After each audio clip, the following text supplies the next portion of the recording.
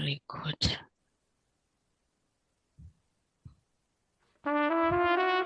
Amen, amen vadikani. Kukwazisai zuva ranhasi tichivimba kuti kwamuri mose muri right mukuchengetedzwa muutano. Tasunganazve nhasi just to share shoko raMwari nekungoonesanawo paunenge wangoverenga ukanzwa kuti izvi zvakadai and we hope kuti pamunozoteererawo munoitwa zvakanaka. And if you have any suggestions, comments, or if you want to add on, zvakangotinakirawo zvekare. Amen. But I wanted to share basically kuna Jeremiah 1 verse 5. Here inoti, before I formed you in the womb, I knew you. Before you were born, I set you apart. I wanted to read the Shona version.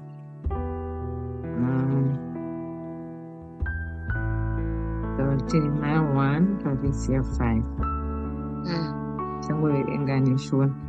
Inoti hanzi, ndakakuziva ndisati ndakuumba mudumbu ramai, ndakakuita mutsvene usati wabuda muchizvaro chamai, ndakakugadza kuti uve muprofita wamarudzi avanhu. So I also just want to read another verse. Kuna Psalms 22 verse 10. Psalm 22 verse 10. Noti, ndakaiswa kwamuri kubva pachizvaro, imi muri Mwari wangu kubva padumbu ramai vangu. I wanted to find a verse sometimes ukati munhu anogona kufunga that was specifically for Jeremiah, but tikudzwa kuna Psalms as well after verse chapter 22 verse 10 ari kuti ndakaiswa kwamuri, like kuti 22 verse 10 yeah. Kuti I'm just going to read it pachirungu. Verse 9 inotaura chiri verse 9 inowegenoenation, asi ndimi makandibudisa pachizvaro, makandivimbisa nemi ndichiri pamazamu amai vangu. Saka ndichiverengawo mascripture yakandiita zvakanaka, especially Psalms 22, kuti it all began, Mwari was our day one. Kunyange patakazvarwa tatobuda muchibereko chamai vedu, the Lord was there. Because rinozopfuurira mberi richiti you caused me to walk ndiri pamazamu amai vangu. Unoona kuti kubva pakutanga kunyange wanga usati watogamuchira Jesu, he was there. Akanga angoripo akaita kuti uvimbe naye, akaita kuti akuzive, uye hanzi takaiswa kwaari, kureva kuti izvo munhu wese ane mukana wokuwana zvinobva kuna Mwari, uye kuti hapana munhu ari mistake kubva kuuya panyika ino. So verse 1 iyo ya chapter 1 yaJeremiah inobva yati, hanzi ndisati ndakuumba mudumbu ramai vako I knew you.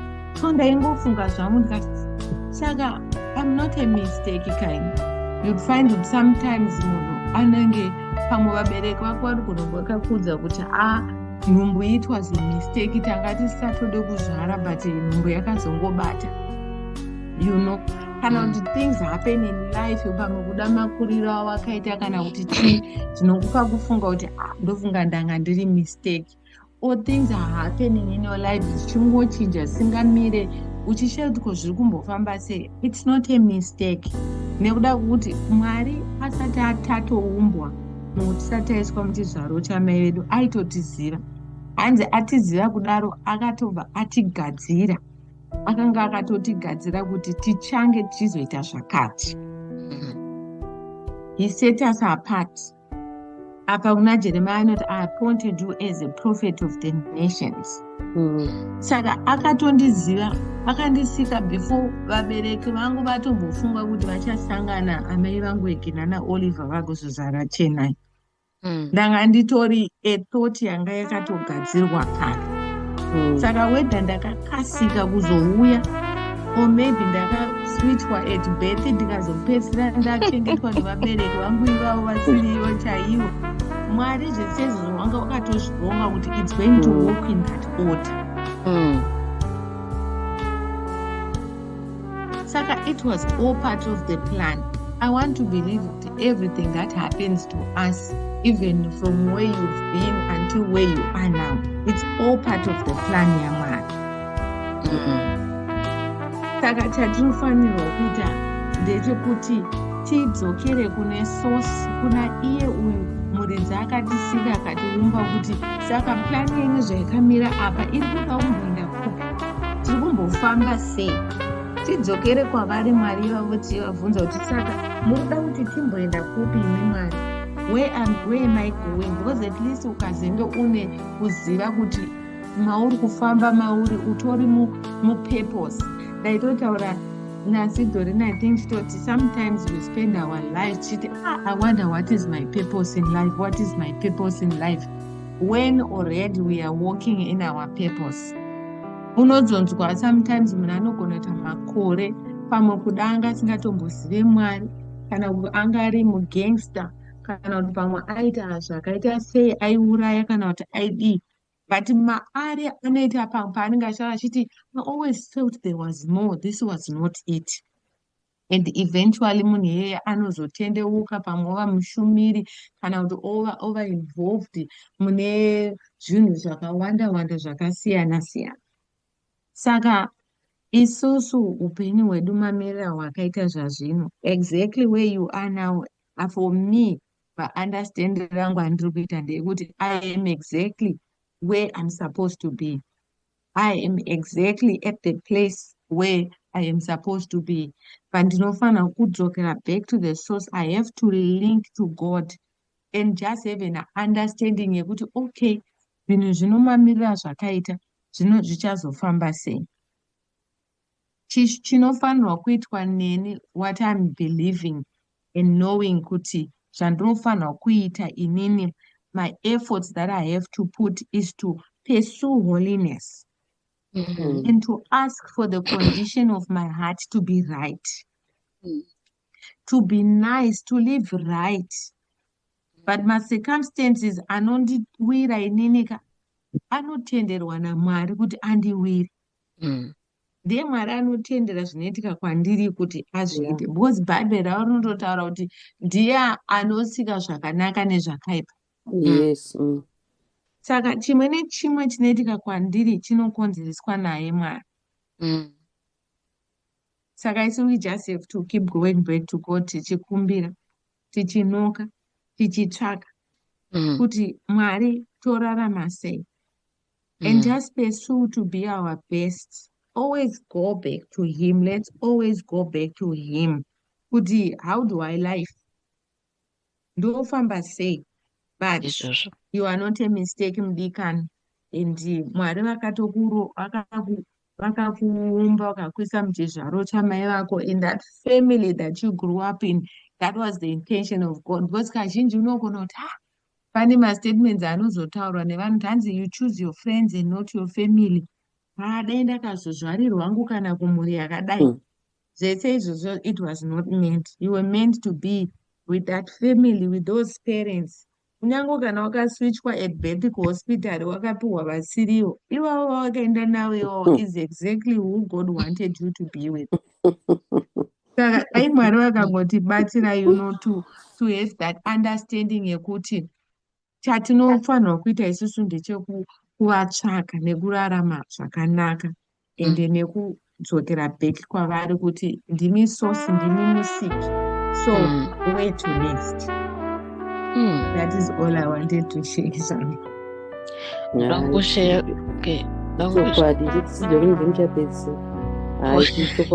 Okay. Yatawana my name. Unotoone vamwe vatione mazita anonzi mistake. Mwana zvatawana mainjana yekuti mai nababa vanga vati aiwa isi zvedu zvakwana ndopa mistake awe. Asi plani yaMwari vaitozviziva kuti pana achawo. Yes. Tikaverenga shoko raMwari zvakanaka kuna Ezekiel chapter 15 verse 6 inototi hanzi ndakakuona uri muropa uchitakanyika ndikakuti rarama. Saka hapana mistake inotombwa vipo. Vakatotiona tisati tichiri mudumbu zvishuwa uchirimo. Dzimwe nguva upenyu hukaoma unoti ndifunga kuti Mwari vanondiziva zvaoma zvarwadza zvapisa vanotokuziva kuti vaitokuziva kuti uchatombopinda nemumoto. Ukaverenga shoko raMwari zvakanaka kuna Isaiah unonzwa kuti hanzi muchapinda nemumoto nemvura apa taimbokuendesi. Yes. Saka Mwari vanototiziva hapana chavasingambozivvi kana vanototiziva hapana kana mamistake akamboitika. Zvataurwa izvozvo kuna Jeremiah chapter 1 kuti ndakatokuziva usati watombopinda baba namai vasati vatombodanana vanga vatoziva kuti kune ini kuna Dhorine kuna Chenai kuna Chipo vaitozviziva. Saka hapana kukoti mistake. Mwari vakarongeka zvokwamaikongeka izvezvo vakasiyana nesu kanuti utanokuzoronga zvinhu vanhu vasvika utanga kuzorongedza ayo vanorongedza before. Saka hapana chatinozomboti dai ndakazinga kana dai ndakasvaka yakati kwete izvozvo ikoko ndo chaiko ikoko chavanoda kungonamatwa nokungozvataurwa nachinai kuti kuvabvunza atodididi izvozvo zvichingoenda zvakadai. Mwari havana mistake.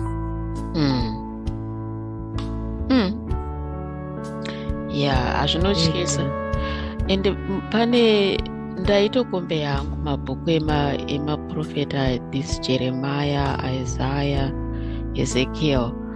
I saw kuti the way they wrote handiti zviri common zvacho zvavainyora kuti zvakati zvakaitika kuti zvizadziswe zvarongwa naMwari kuti zvakati ninge achazodai zvakati zvichafamba zvakati like many ma-events mazhinji acho aitonzi ndo zvakanyorwa. Saka ndakatofunga kuti izvi hazvisi zvekudhara chete kaizvo. Even today like zvitaura naChenai kuti God has already purposed your today, your tomorrow. Zvakaitika nezuro ndo zvacho zvakanzi zvichaitika. Pauri pacho ndo season yacho, pasizoni ineka ndo paunofanira kunge uri papo. Saka Mwari vakarongeka zvinotyisa madikani. Even though like zvandotaura kuti pandakaverenga kune manenge madzimambo especially kuti you find kuti munhu apiwa prophecy yega anofamba nemajokojoko mavhali amheno like kuti upenyu hwake unofunga kuti amheno kuti zvichafamba sei hazvina kana zvoita kunge zvisina kana order but panosvika zuva rakanzi naMwari pobva panyorwa nzi Mwari vakaitira kuti zvakanyorwa nezvanenge kuti zvakataurwa namuprofita nenge vaida kuti zvizadziswe saizvozvizvi ende zvobva zvazadziswa panguva iyoyo. Vaenda make sure kuti kana vari vanhu vanosangana like zvekutaura zvekuti hanzi baba namai vako chichi kana vari vanhu vanosangana at a certain place at a certain time at a certain year Mwari vaenda make sure kuti vanhu ivavo vasangane vanhu ivavo so that his purpose can be fulfilled. Ndechitotasafunga hangu mavhesi aya iri kuna Ephesians 1 verse 11 it's almost the same neyaverengwa naChenai. Iyi yakati hanzi in him muna Mwari we were also chosen having been predestined according to the plan of him who works out everything in conformity with the purpose of his will. Amen. Imagine kuti takatosarudzwa usati wakatombovapo panyika pacho like zvinotyisa sokufungisisa nezvazvo kuti vakakusarudza ndizvi usati wavapo mazuva akobva vati kuna mapisarima 139 apa ndikaverenga pavhesi 16 hanzi meso enyu akaona muviri wangu usati waumbwa mazuva ose andakarongerwa akanyorwa mubhuku renyu vadikani hanzi rimwe rawo risati ravapo saka every day even today chaiye nhasi whatever mhino zvaitika kwauri ikoko mudikani ndo zvacho zvemusi iwoyo you know Tomorrow is another day. Tomorrow is a new day in God. Yes. And pane imwe verse, I'm not sure kuti iri kupi inoti hanzi, the steps of the righteous are ordered by the Lord. Sounds. All right. And then mumwe munhu angati righteous ini zvangu chakanakira choti kana wakatogamuchira Jesu handiti pane verse I forgot where it is inoti hanzi Mwari vakabva kugamuchidza a gift of righteousness. Yeah, it's like you are not righteous by yourself. Pawakatogamuchira Jesu wakagamuchirwawo nechipo chinonzi righteousness. Saka unotori righteous pauri pawagamuchira Jesu. So which means your steps are being ordered by the Lord. Mazuva akarongwa sezvataurwa naPsalms 139. Each day, each step Mwari vakatoronga kudhara, hapana mistake. Kungoti sevanhu, so unotofunga kuti something is wrong somewhere. Zvangofanana naSara vaya naAbraham. Antu vanga vakatoudzwa naMwari kuti zvichadai. But ninoda kuti makore awanda plus vanhu vanga vari vanhu sesuwo. And then Sarah asagesta kuti kuti tiwane munhu anogara nhaka tadii kuti titore muranda uyu atiberekere mwana. But if ngoti vakapiwa promise naMwari according kuurongwa hwaMwari. Saka nesuwo Mwari vane urongwa ne each and every person. Like tinogara tichitaura kurukura nachenai kuti zvo it's interesting kuti each journey handiti munhu wese ane journey yake yakatosiyana nethe other person. Kadai mukaita matwins motori munhu wese ane journey yake, munhu wese ane urongwa hwake Mwari wakamisira. Munhu wese is wired differently from the other person. Kuti unotori mulane yako yauri kufamba togarisha kuti hanzi kukopa kuya it's a waste of time copying someone's life or copying vatopa imi otonotora chikwereta mai mwana kuti utenge ndigirikeni 4x4.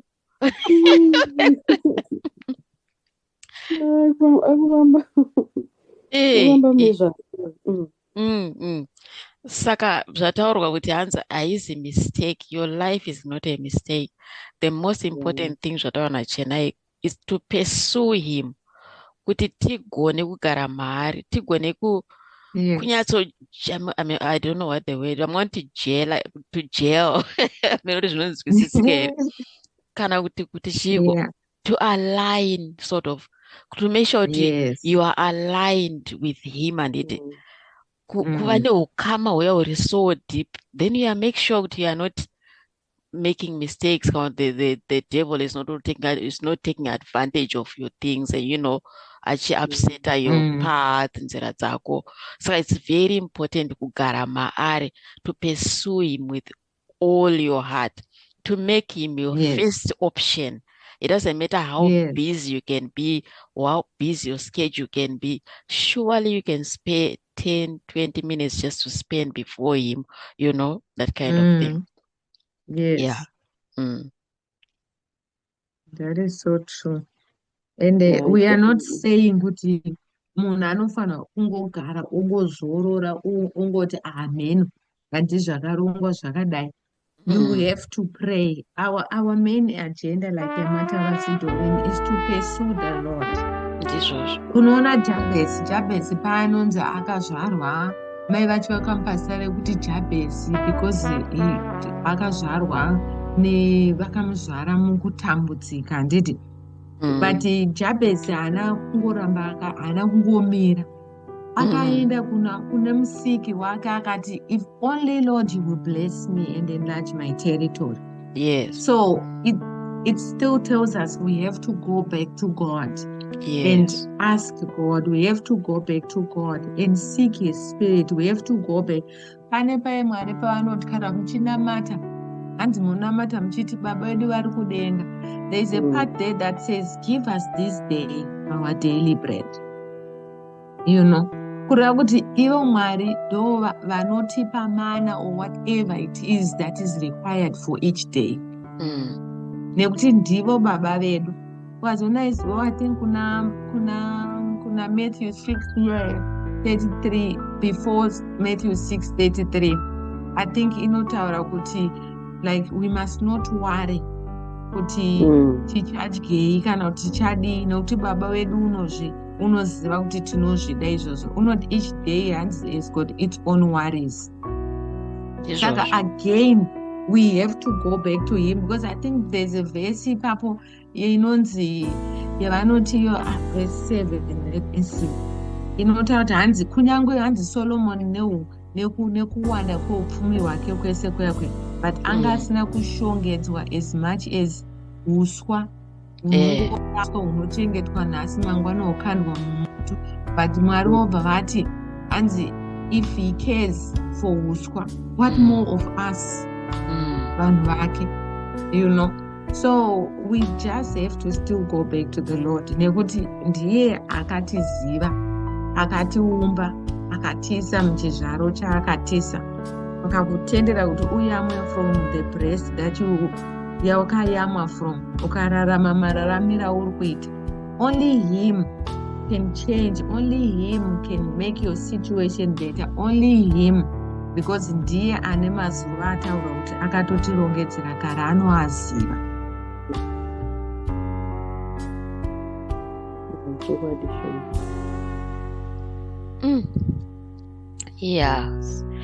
Yeah, that is so deep. Saka, I think no one's panika sevanhu, because zvinotoitika kune munhu wese izvozvo. Like pane imwe friend yangu anogara achita anzi anzi atone makore achinamata, but anzi pakatanga kuoma zvinhu paipa aitanga kubvunza kuti ndiri mukristu here, kuti Mwari anondiona, and then baanotendeuka futi aitazi akatendeuka kasingaperi. Saka zvinoitika kune munhu wese izvozvo, kuti maitikiro anoita upenyu, the journey yacho handiti rine mabumps, rine masmooth places. So each person ane mabumps ake anopfuura nawo. Munhu wese ane wilderness yake anofamba, hapana asina wilderness. Even nyange akava mupfumi sei chaika, ameno is just like that, kuti munhu wese pane wilderness yake yaanosangana naye muupenyu unoyu. So it's either that wilderness inokuwisira pasi, kudzosera kumashure, kana kuti uchaipasa wilderness iyoyo wopfuurira kuenda mberi, hands from glory to glory. But pane Joyce Meyer agara achitaura this other statement yaingoitira zvakanaka kuti hanzi chikoro chaMwari hanzi hachina dofo, hanzi ukafoira test, handiti ndomboti this season uri pauri kufamba ipa pauri kutesta, hanzi ukafoira namba wachidzosa kusvika waipasa chete.